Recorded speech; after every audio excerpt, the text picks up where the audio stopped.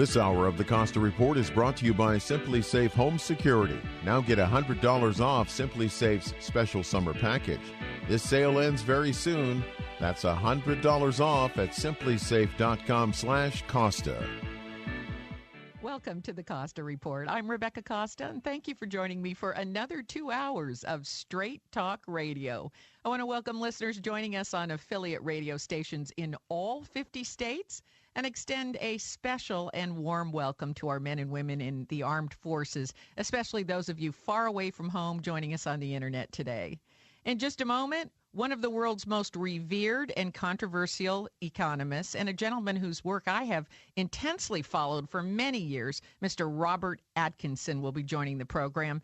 Atkinson is the president of Washington public policy think tank, the Information Technology and Innovation Foundation. He is one of the first economists to make a connection between research and development investments in technology and a strong, lasting economic recovery, busting many of the myths associated with this idea that technology automation means fewer jobs.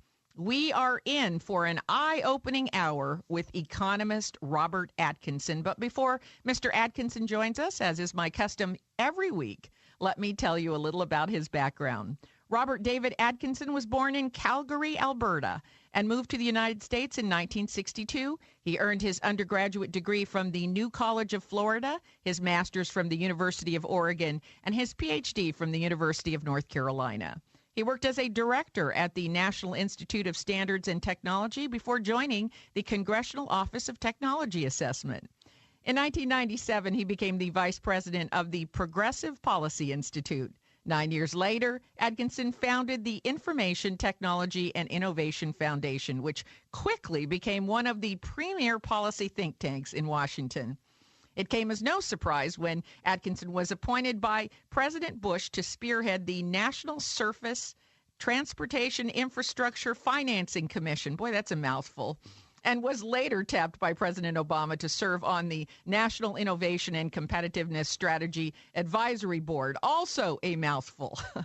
I want to add that in between his work at ITIF and public appearances, Mr. Atkinson has authored 3 best-selling books, including the landmark work titled Innovation Economics, The Race for Global Advantage, a book which should be on every American's reading list. It's my pleasure to welcome to the Costa Report, president of the Information Technology and Innovation Foundation and White House advisor to Presidents Bush and Obama, Mr. Robert Atkinson. Thank you for joining us, Mr. Atkinson. Hey, thank you so much, Rebecca. It's a pleasure to be with you. I mentioned earlier that much of your work has to do with dispelling common misconceptions about what actually fuels economic growth. So I thought maybe a good place to start our discussion today might be to talk about the benefits of bringing manufacturing jobs back to the United States and why that's only one part of what's needed for a robust economic recovery. Sure. So, a lot of people have the view, particularly some folks in Washington, that the really catastrophic loss of manufacturing jobs in the 2000s was some sort of just natural phenomena due to higher productivity or technology. We actually lost a bigger share of our manufacturing workforce in the 2000s than we did in the Great Depression in the 1930s. And it was really unprecedented in American history. And it wasn't solely due to manufacturers putting in robots or other technology and becoming more efficient. About half of the job loss was due to places like China and frankly, unfair trade competition, where these countries would manipulate their currency or they would subsidize their exports or steal our intellectual property or a whole host of things to shrink our manufacturing significant amount. And we really do need to wake up to that. One of the things that I think the Trump administration is getting right is really a renewed focus on trade enforcement and getting tough with countries like China who have been hurting us economically. So if we were to bring back, if we were to just eliminate the trade deficit in manufactured goods, which is over $500 or $550 billion every year, we're spending that much money and not exporting our goods. we estimate we'd create at minimum 1.5 million manufacturing jobs, and then on top of that, you've got another 3 or 4 million jobs that support that, and those jobs pay more on average than they do for the average jobs in America, and they also tend to pay more for relative to the kinds of folks involved in the kinds of skills. So folks with more technical and mechanical skills, if we can bring back some manufacturing jobs and create more, it will help them in particular. Now, you take a very holistic approach to what is needed to bring the economy back, not only restricting the transfer of jobs offshore, but limiting the immigration of low-skilled workers, making investments in infrastructure programs, which historically produce higher-paying construction jobs, and even tax incentives for research and development specifically, and how that ties into job creation. Is that right? Yeah, absolutely. And one of the problems in Washington, there are certainly many, but one of the problems in Washington is you're really sort of only allowed to take take your choices from either column A or column B. And column A was a set of more conservative free market ideas like, a tax reform and tax incentives and making sure the regulatory system isn't overly burdened. And column B, and low-skill immigration restrictions. And column B are things that are more on the Democratic side or the liberal side, which are things like expand research and development support, funding by government, or help expand workforce training systems. The reality is we're in a pretty big competitive race now with the rest of the world. We can't afford to just pick a few from one side. We've got to put everything together. And so, all of those measures that you talked about, and certainly more, we believe are needed if we're going to really get the U.S. economy back to functioning as a real strong engine of growth that it used to be, but no longer is. But even if we do all those things from column A and column B, it's not quite enough, because the real key seems to boil down to the productivity of the individual U.S. worker, which, as you point out, has been anemic for some time now.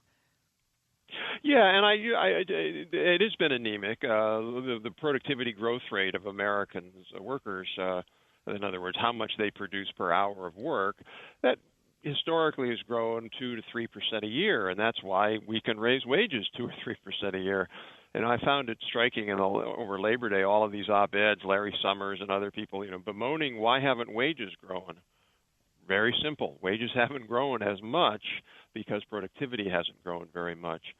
So that is not an indictment at all on individual workers. Individual workers are able to be more productive largely when they can have more and better tools.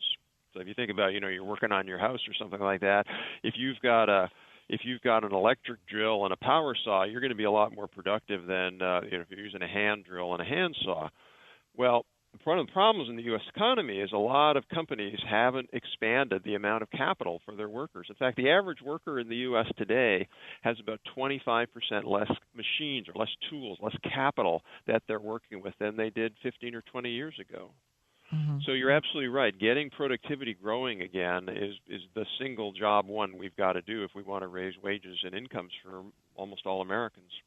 And you have pointed out that if the productivity of American workers returned to the rate at which it was increasing between 1995 and 2004, our GDP and per capita incomes would increase about 150% instead of the 43% that's projected for the next 30 years.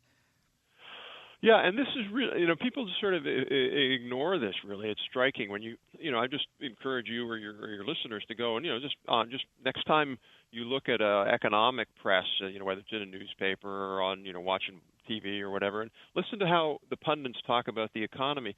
They almost all talk about the economy as what's going to happen to GDP in the business cycle in the next 3 months. In other words, are we at full employment or less than full employment? Sure, that is a fair criticism, sir. Yeah.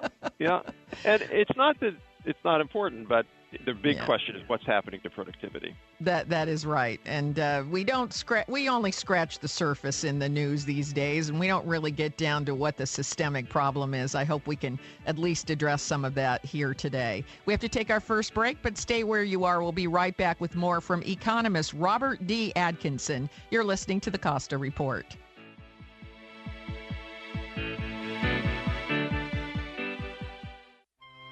I'm here today with Scott Caraccioli of Caraccioli Cellars. Scott, we keep hearing about the wines that are being developed in Monterey County. How would you describe the climate conditions for grapes? Monterey County has a lot of little pockets that give you the opportunity to grow a variety of grapes. It comes down to the match of location and climate with the varietal that you're going to grow. And where we grow in the highlands, it's prototypical cool climate. We're even in the northern side of the highlands. So that is ideal for both Pinot and Chardonnay. Chardonnay strives really well in a lot of our county, as well as Pinot, but I would say that this is the most optimal location. You get wind, you get sun exposure. The benches come off of the inland side of the coastal mountains. It's an optimal position. You can order any of our products directly from us by visiting our website, caracciolicellars.com, or calling the tasting room directly, 831-622-7722.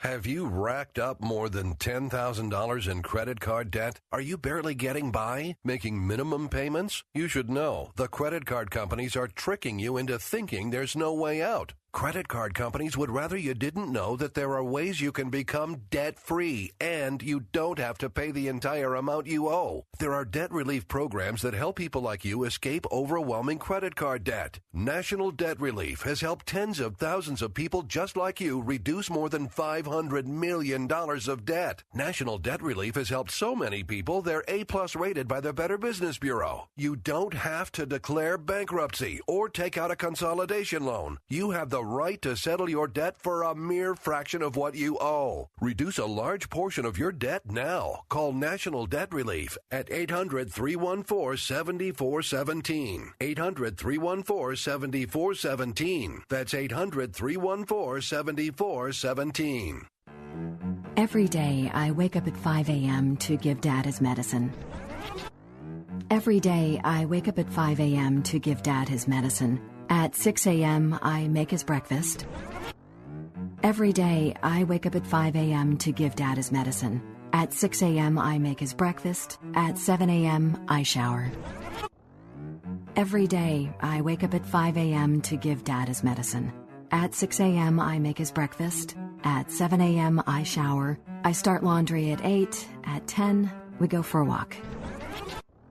Every day, I wake up at 5 a.m. For those dealing with the daily struggles of caring for a loved one, we hear you. That's why AARP created a community with experts and other caregivers for advice, tips, and support. Together, let's help each other better care for ourselves and the ones we love. Visit aarp.org/caregiving. A public service announcement brought to you by AARP and the Ad Council. I am done with my mattress. That's right. I'm not spending another night on this old bag. My new mattress comes today, and this thing is out of here. Bye-bye, mattress. Yep. Bye-bye, mattress. So says you and about 1,000 other people every day. And that's a lot of old mattresses with no place to go. There's the landfill, of course, where they just take up space. But what a waste. Because you could send it to a mattress recycler, where old mattresses get broken down into steel, foam, wood, and fiber that become new steel, carpet padding, home insulation, garden mulch, biomass fuel, locomotive oil filters, and all kinds of other great stuff. So bye-bye mattress is right. But don't toss it. Recycle it. It's easy. And it's free. To find a mattress recycler in your area, visit buybuymattress.com.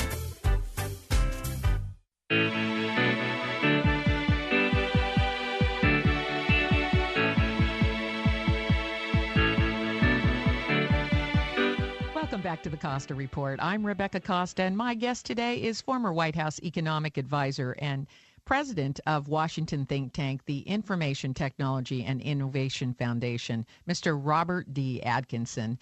And before the break, we were talking about what it's going to really take to build a robust economic recovery. And one thing is clear. It takes more than just one policy. From tax incentives for R&D to immigration reform to restricting the transfer of jobs offshore to increasing American worker productivity. We have to do it all. Now, there's one thing I'd like to try and clarify today, and that is that worker wages tracked increases in productivity. It appears right on up to the mid-70s. And then suddenly there was a bifurcation. Wages went flat and productivity seemed to continue to go up. And wages have continued to remain flat. So what evidence is there that these flat wages won't continue in spite of boosting worker productivity? I mean, why do we think that it will begin to track productivity again? Well, first of all, as with many of these issues, there's an enormous amount of misinformation that's put out there, and this one of those, frankly, is this notion which a lot of people a lot of people have. I'm in good company. You are in very good company. I'm in good company. I bought into a meme. You have bought into the meme, and as you should, because you maybe haven't seen the other parts of that. So the problem with that is when you really sort of take that all into account. One of the reasons why that's household income. So households have gotten smaller in the U.S. So imagine you had two earners, a man and a wife. They get divorced. They used to make $100,000. Now the average household income is $100,000. Now it goes down to $50,000 because they got divorced. So if you put all of those factors together, plus you have to add in what's called non-wage compensation. So healthcare costs have been going up more, so those benefits are worth more. They're not included in all of that. When you put that all together, as the Federal Reserve Bank of San Francisco recently did and as the Congressional Budget Office has done, what you find was that instead of sort of the bottom 50% or so not having any wage growth in inflation-adjusted terms, they actually had reasonable wage growth, like 20-25% or so. Was it as fast as productivity growth? No, it wasn't, and that's an issue. To be sure, that is an issue.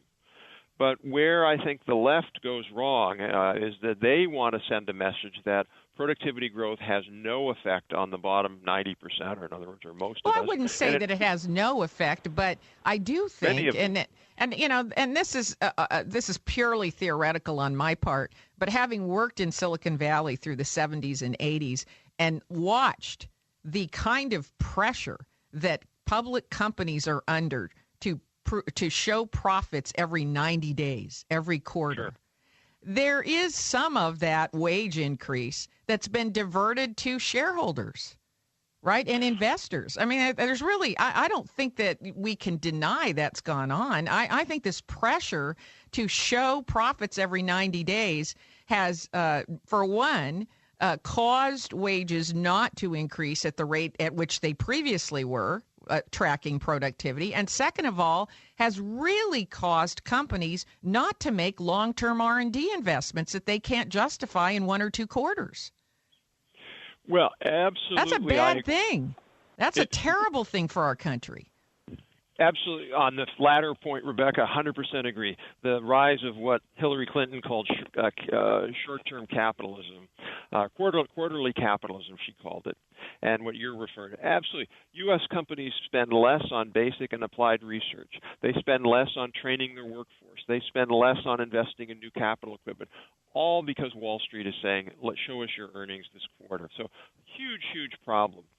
My only point about the income inequality part is that when you really dig down into the statistics, it has been overstated is my only point. Not that income inequality hasn't gone up, and nor that is not a problem. But, the interesting thing about that, 2 quick things, according to a study by Jonathan Rothwell, who's the chief economist at Gallup now, he looked at who are the 1%ers in America, the people who are the top earners. Most of those people are actually professionals. They're doctors, dentists, and financiers, college presidents. So that's where a lot of the income inequalities come from. And the last quick point. What's interesting is in the 1960s, we were raising wages and productivity about 3% a year. And yet, the rate of corporate profits back then, earnings as a share of sales, is about the same as it is today. Profits have gone up a little bit, but they haven't gone up that much. They don't explain all of this. Where most of that excess money is gone is not actually to profits. It's to high-income individuals. Right. And that's my point, is that it's getting diverted to high-income individuals. And as a result of that, we don't see wages tracking productivity the way it did up into the 1970s. And as you know, in the 70s and 80s, that's when venture capital came along. And they wanted quick in and quick out. You know, they wanted exit strategies like, you know, get these startups ready for, and I know because I worked in Silicon Valley for 25 years during that period of time, and I watched it happen. Build value as quickly as you could for a startup, take it out to an IPO, and exit. Well, so an interesting little factoid that Jonathan Rothwell's come up with. There are more dentists in the top 1% than there are software engineers. Yeah. So I think there's something going on with the dental industry that we need to be thinking about here. We need an investigation into those dentists. What are they doing? Every time I go to my dentist for where all they do is they just clean my teeth, and I look at the bill, I'm like, oh my gosh. So, but they're investing. They're investing that money. Oh, maybe they're investing it somewhere else, but they're taking my money and they're using it. But no, I don't disagree with you that income inequality. My only point is, for some, and I know you're not saying this, there are some people who say, look, we shouldn't even try to raise productivity because it no longer helps the average American worker. And I know you're not saying that. I'm not saying that, no. I think we have to raise productivity because there is a direct relationship between raising productivity, raising labor rates, right, and also a quality of life, right? The standard of living goes up. And so they're all connected. This is the thing about economics. You can zero in on one thing, one statistic, one piece of research. But the fact is they're all interconnected. And this is what makes it so difficult to turn the economy around because it's systemic.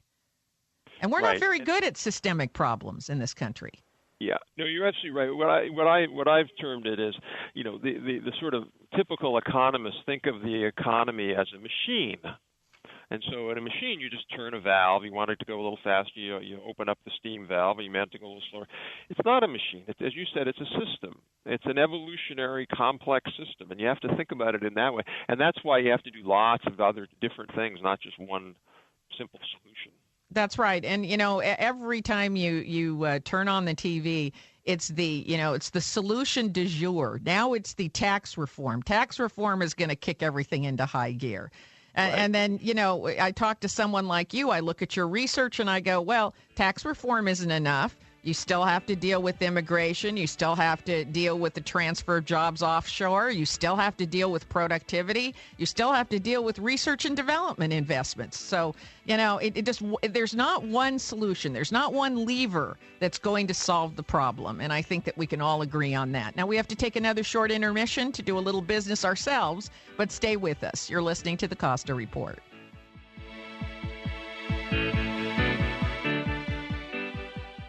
Just a heads up, this is it for Simply Safe Home Security's biggest ever summer sale. These are the final weeks you could get a whopping $100 off Simply Safe's special summer package. These security systems have been flying off the shelves, and you don't want to miss out. Your Simply Safe system has everything you need to protect your home. An arsenal of security sensors to secure each door and window. It comes with a panic button, a blaring extra siren, a wireless connection to authorities and police dispatch. Your family, your home, and everything in it stays safe around the clock. With Simply Safe, there are no long-term contracts, no installation costs, no hidden fees, and 24/7 professional monitoring is just $14.99 a month. Visit simplysafe.com/Costa now to get $100 off the special summer package. The sale ends soon. I don't know when they're going to have a sale this big again. That's simplysafe.com/Costa for $100 off.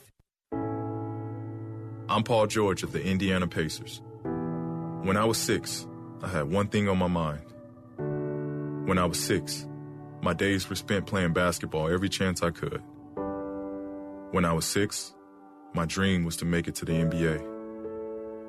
When I was 6, my mom had a stroke. So I want you to learn the signs of a stroke fast. F-A-S-T. F, face drooping.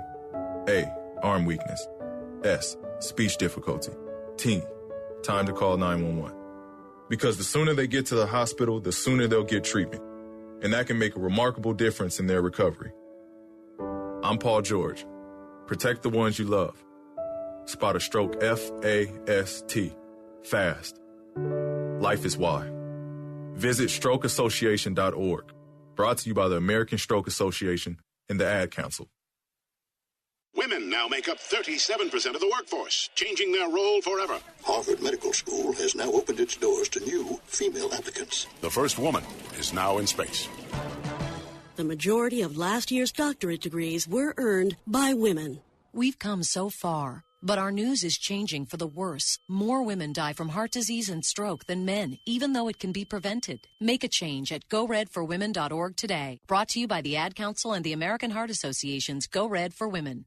Okay, what are you wearing right now? Nothing. That's right. So Mommy's going to teach you how to dress yourself. Underwear always comes first, name tag at the back, then pants, then shirt. Get the first button in the right hole or you have to start all over. Socks going first, then shoes, right on right, left on left. With shoelaces, just take the ends, cross them over, switch the loops, the rabbit goes down the hole, pull tight, and you're left with bunny ears. Got it? Why are your pants on your head? Most parenting is hard to do in just 2 minutes. But 2 minutes twice a day making sure they brush their teeth is easier, and it could help save them from a lifetime of tooth pain. Visit 2min2x.org to find out more. A message from the Partnership for Healthy Mouths, Healthy Lives, and the Ad Council. Psst. Yeah, it's me, your heart. Listen to me. We've got to talk. High blood pressure is serious, and yours? Whoa. What happened to us? We used to be so much more active. But lately, you've been ignoring me. I know you think I'm just gonna keep ticking away forever, but you're wrong. You can do so much more to control your high blood pressure. Doing the minimum isn't doing enough. I'm under a lot of pressure and can quit whenever I want. Bet you didn't know that. But I like my job. Just treat me better. Check on me. Give me something green to nibble on every once in a while. And maybe we can do some exercise on occasion. Let's get to it. After all, we're in this together. Listen to your heart. Don't let it quit on you. High blood pressure can lead to a stroke, heart attack, or death. Get your blood pressure to a healthy range before it's too late. Find out how at heart.org/blood pressure. Check, change, control. A message from the American Heart Association, the American Stroke Association, and the Ad Council.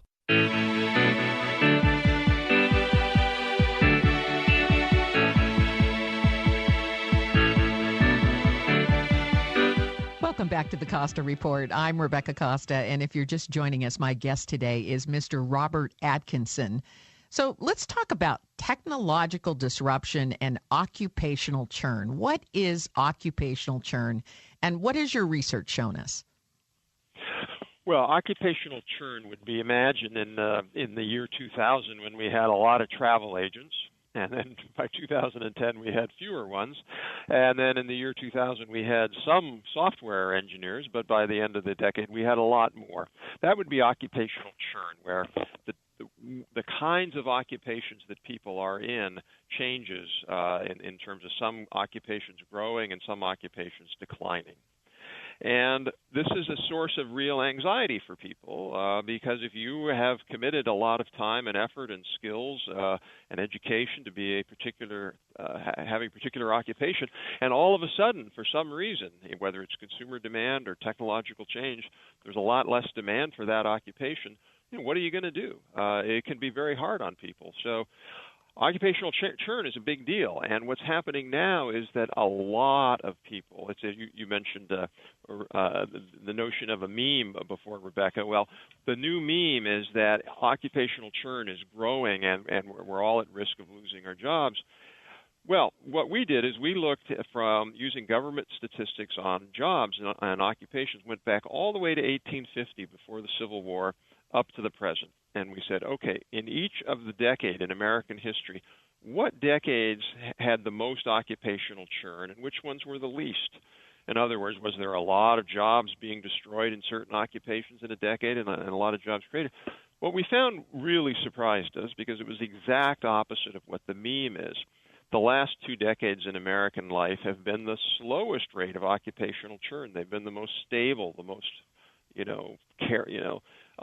non-traumatic, if you will, times of occupational churn. And what people forget is in the past, there used to be occupations called elevator operators, for example, or telephone operators. Remember telephone operators? They would connect your calls. bowling people with pin setters at bowling alleys, file clerks, lots of farmers, lots of occupations throughout American history have been really, really decimated by technological change. But what made America really the greatest country on earth is that we moved on. We said, okay, we're going to embrace this because it benefits us, most of us, and it's about progress. So I think actually what we've been seeing in the last couple of decades is that the risk of losing your job and losing your occupation are actually pretty low. It's not to say it doesn't exist and it's not a problem, but it's a lot lower than people think. While that may make us feel better, right, that we're not in as much danger to lose our job, is that really a good sign that the churn has slowed down? Because don't you need churn for progress to occur? Don't you want disruption to be happening quickly so that you can maintain a leadership position? Doesn't global leadership and churn go hand in hand? You hit the nail right on the head. Absolutely. Absolutely. What you want in a society, you don't want to be a society where nothing ever changes, where everybody holds on to their jobs and businesses hold on to their business and prevent innovators and new companies and new startups from coming in and breaking in. That's a terrible thing to have happen. What we need to find as a country is a sweet spot where we embrace this notion of churn and disruption. If a company like Travelocity or any of these online things come in and people feel consumers are better off by doing, their own travel agent search, okay, that's what people want. That's what we need to be embracing, these kinds of things. But I think this is the key but. We don't do a very good job in the United States of helping people if they do find themselves working at one occupation and needing to retool their skills to get into something else.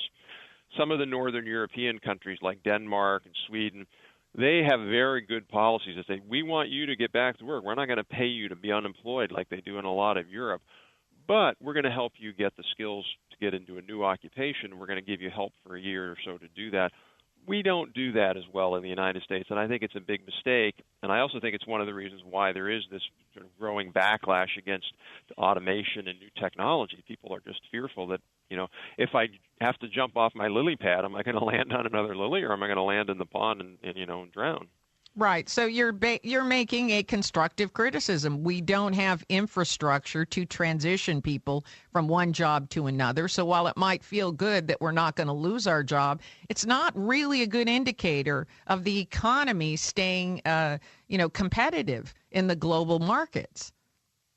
Yeah, absolutely right. I mean, there are jobs, frankly, that we would be better off as a society if we could automate them. One that I see all the time. So if you live in New Jersey, for example, here's one. That would be gas station attendants. New Jersey and Oregon, they have laws that make it illegal to pump your own gas. And why is pumping your gas being a gas jockey a good job? It's not a good job. It doesn't pay that well. It's inhaling benzene. So there are lots of jobs that we'd be better off if we could automate, and prices would go down for people, convenience would go up. The problem, though, is what about the guy who's pumping gas? What is he or she what are they going to do? And we need to figure out ways to help those folks be able to move on to something that's even better and more productive. Well said. I think they need to move on. And I can't tell you how many times in Oregon I've jumped out of my car and someone came running and said, we get fined. We get fined. Don't pump your own gas. Unfortunately, we are just about out of time. So let me take this opportunity to thank you for the tremendous research you and ITIF is doing. Thank you, Mr. Atkinson. I hope you'll come back and see us again soon. I would love to do that. Thank you, Rebecca. Before we take our station break, I want to alert you to something I recently learned from the FBI. The average property loss from one home burglary is $2,316. That's just the average. Plus, when you tally all the burglaries across the country, the loss adds up to billions. With so much to lose, I want you to protect your home with the same way that I safeguard mine. Get the Simply Safe system. It protects every door and window in your home with sensors and also includes a state-of-the-art motion detectors.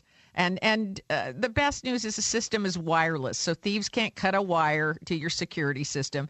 And you don't need to drill holes in the wall to install it either. It took me about 25 minutes to install my system on all my doors and windows. And anyone who's been listening to this program for any period of time knows that I'm not particularly handy.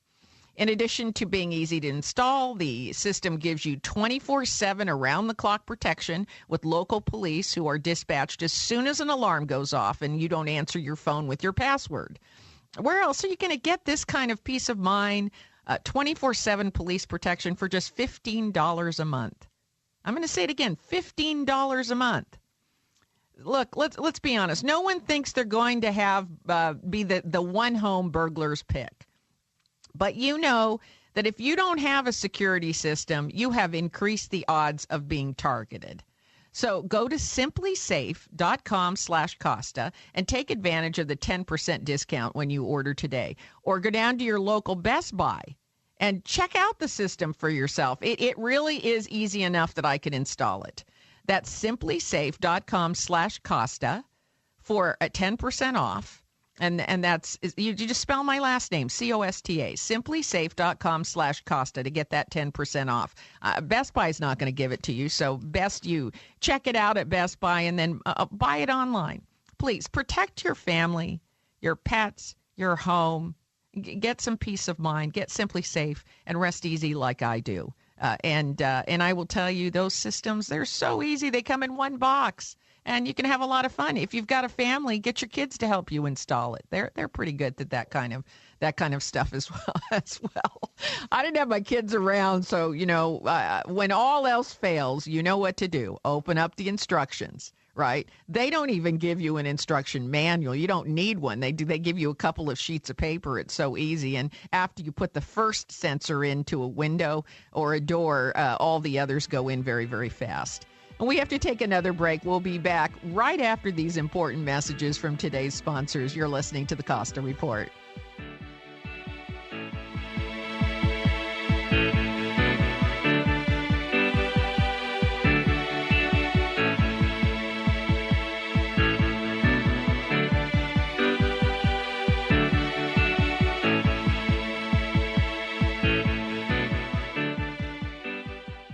If you're a fan of big ideas and thinking, then you're going to want to sink your teeth into On the Verge.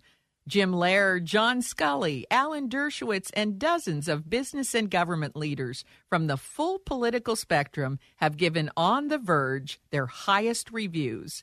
And you can help drive the book to the top of the bestseller list by ordering On the Verge from Amazon right now. Our goal is to distribute 25,000 copies before the official release date. By placing your order for On the Verge right now, you'll help us beat that number. We need every listener to go to Amazon.com and order On the Verge as quickly as you can. And while you're at Amazon, order first edition gift copies of On the Verge for friends and family because they won't last long.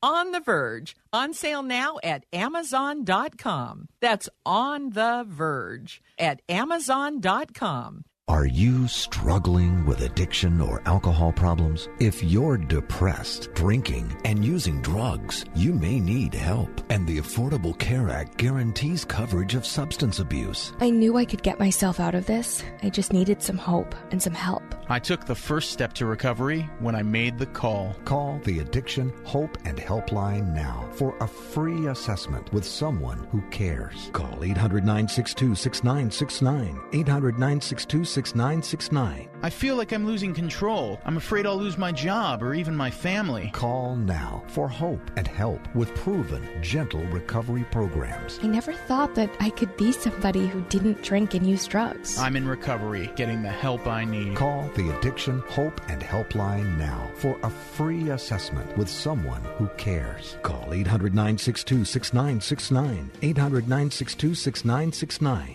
800-962-6969. It may be hard to believe, but people just like you are already saving money.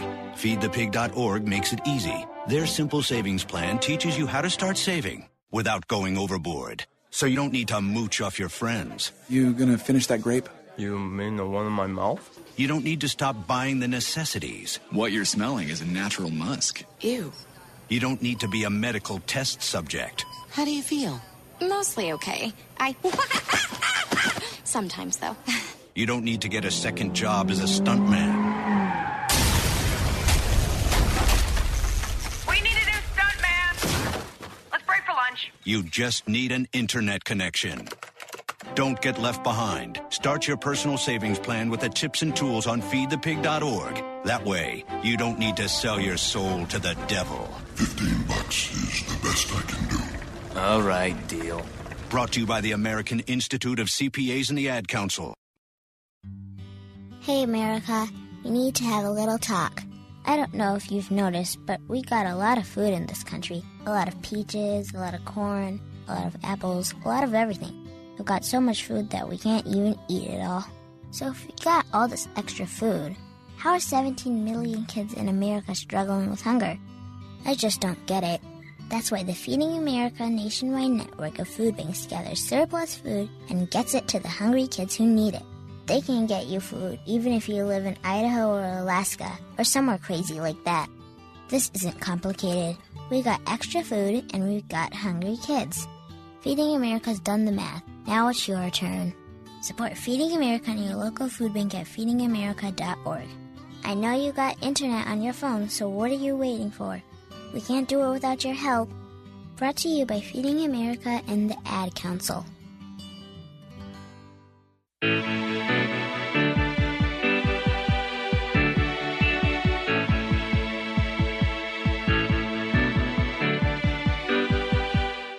Welcome back to the Costa Report. I'm Rebecca Costa, and if you're just joining us, we have been speaking to one of the economists whose work I've been following for more than a decade, Mr. Robert Atkinson, who, as you heard, is the president of Washington think tank, the Information Technology and Innovation Foundation. And he's also the author of the book Innovation Economics, which in my view ought to be required reading for every American, let alone every leader in our nation and state capitals.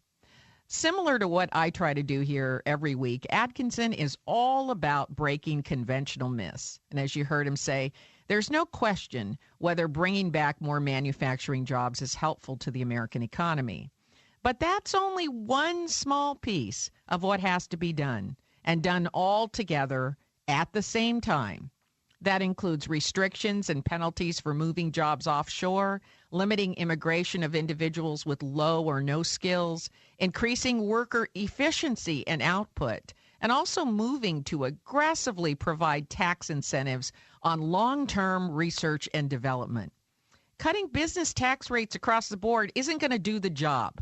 And for those listening in our nation's capital, when you look at tax reform, please look at R&D. Because it's where businesses invest their profits that really matters. We know that investing in research and development, specifically in technology and science, not only gives American businesses tremendous advantages in global competition, but also creates jobs, the kind of jobs we want.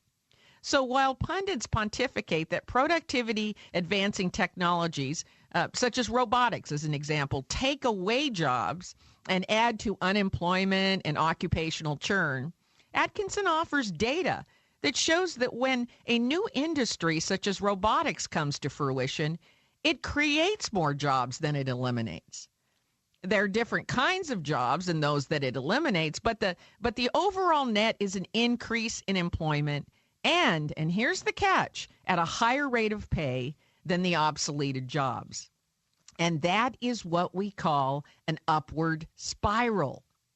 Technological breakthroughs lead to much more competitive jobs at a higher pay, which then affects our overall standard of living because suddenly we can afford to buy homes, new automobiles, send our children to college again.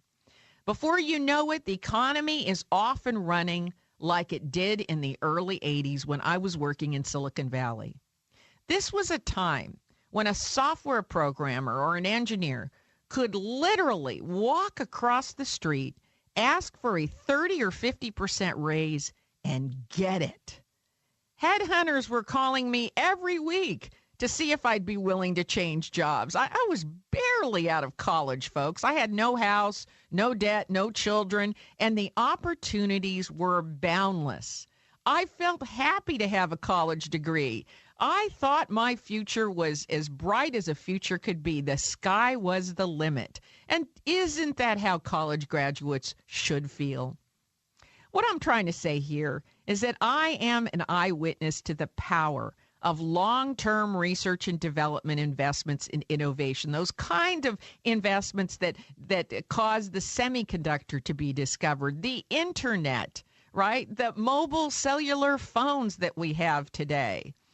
And think of the impact this has on our economy in terms of creating jobs. Think of the number of jobs created in the technology sector.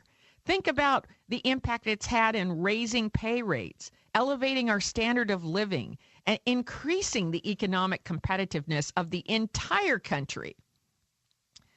But today, you would find very few companies investing in long-term research. The fact is, America is now 10th in terms of the percentage of its GDP spent on research and development. We lag behind Japan, South Korea, Denmark, Taiwan, and others. We were the country which invented tax credits for R&D investments, and we now rank 25th in terms of R&D tax records. How did this happen? Now you add those statistics to the fact that the pressure to show growing profits every quarter, every 90 days on Wall Street, and you know what? We begin to see just why companies are no longer investing in research, the kind of research needed for a full economic recovery. By the way, if you want to learn more about the horrendous effects the drive to meet or beat 90-day Wall Street analyst expectations has had on the United States, read my column on the Fox Opinion website this week about income inequality, where I explain why wages stopped tracking productivity in the 70s, and they never quite came back in spite of increases, and I mean dramatic increases in worker output and also higher profits. Where did that money go? Where did money that was formerly returned to the value creators, the workers, where did it go? Well, I make a case it went to the shareholders. Take a moment to read my column at Fox, and you'll not only find out the next time someone you know starts complaining about income inequality, you're going to feel a whole lot smarter and have a good comeback. It turns out the reason wages have not tracked output as they did before is the same reason investments in innovation, research, and development have also declined. It's all a result of short-term thinking, a lack of understanding of how capitalism works on a macro level, and the absence of a national economic strategy. You know that old saying, if you don't know where you're going, any road will take you there? Unless we put together a national policy with objectives, goals, resources, timelines in place, what are we aiming for? And how do we expect to get there? And once we get there, how do we know we've gotten there? And to this end, Atkinson and the ITIF, they have it precisely right. We need a comprehensive economic policy for the U.S. Let's get it down on paper, one that focuses on raising worker productivity, making more investments in R&D. Our tax reform should start there. Let's look at how to reduce taxes commensurate with investments in long-term R&D, and also make sure that we watch and put in some insurances that allow worker compensation to track output and profitability. That's what we need to do. We've got to get an overall policy on paper. That's how I see it. Now, before we go to break, you know how much I like giving away free products and services on this program. So if you're struggling to fill a position in your company, I want you to take full advantage of this free offer, because the longer a job goes unfulfilled, the more good employees are taxed. And they're the ones that have to take up the slack when a job goes unfulfilled. So you want to hire help fast, but not just any warm body. You want someone who can hit the decks running. And that is where ZipRecruiter can help you. With ZipRecruiter.com, you can post your job to 100-plus job sites with just one click.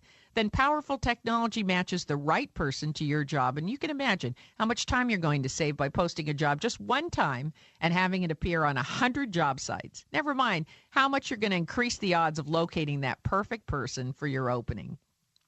This is why thousands of businesses, small and large, have turned to ZipRecruiter. Unlike other job sites, ZipRecruiter doesn't depend on candidates finding you. It goes out and finds them. In fact, 80% of employers who post a job on ZipRecruiter find a qualified candidate through the site in just one day. 24 hours later, you could be speaking to a qualified candidate. So ZipRecruiter is not only thorough, it's also very fast. No more juggling emails or calls to your office. Simply screen, rate, and manage candidates all in one place with ZipRecruiter's easy-to-use dashboard. And right now, listeners of the Costa Report can post jobs on ZipRecruiter for free. That's right. It's not going to cost you 1 cent. Just go to ZipRecruiter.com/Rebecca. That's ZipRecruiter.com/Rebecca, REBECCA. One more time, to try it for free, go to ZipRecruiter.com/Rebecca. And if you have a boss that's having a hard time getting a job filled, be sure and tell them that the fastest way to find the best person for that job also happens to be free. They'll love you for it.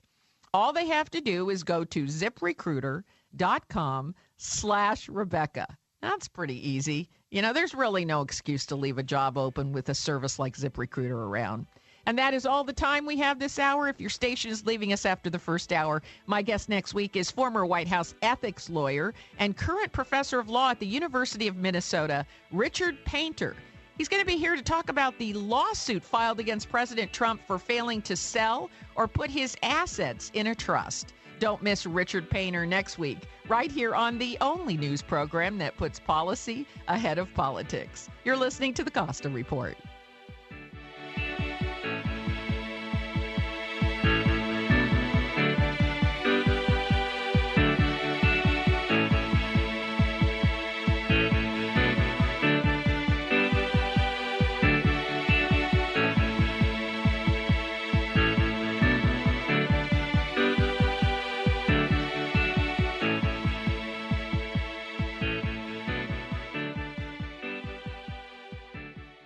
Hi, it's MZ for Doc Wallach. For over 20 years, I've worked with Doc to help him get his simple message about achieving optimal health and longevity out to the public. He believes that everyone who dies of natural causes dies of a nutritional deficiency-caused disease. And his remarkably logical advice for everyone is don't be nutritionally deficient. Doc Wallach has brilliantly designed individual health packs for the most common health challenges. For example, the Healthy Bone and Joint Pack, the Healthy Weight Loss Pack, the Healthy Blood Sugar Pack, the Healthy Brain and Heart Pack, the Healthy Digestion Pack. All of these packs are based on the Healthy Start Pack, which Doc recommends for everyone to be nutritionally complete. Go online to WeDon'tHaveToBeSick.com where you can learn more about Doc, hear his lectures, watch his videos, and purchase his amazing products that have helped many thousands and probably millions of people. Go to WeDon'tHaveToBeSick.com, or if you would prefer personal service, call 831-607-9355. That's 831-607-WELL.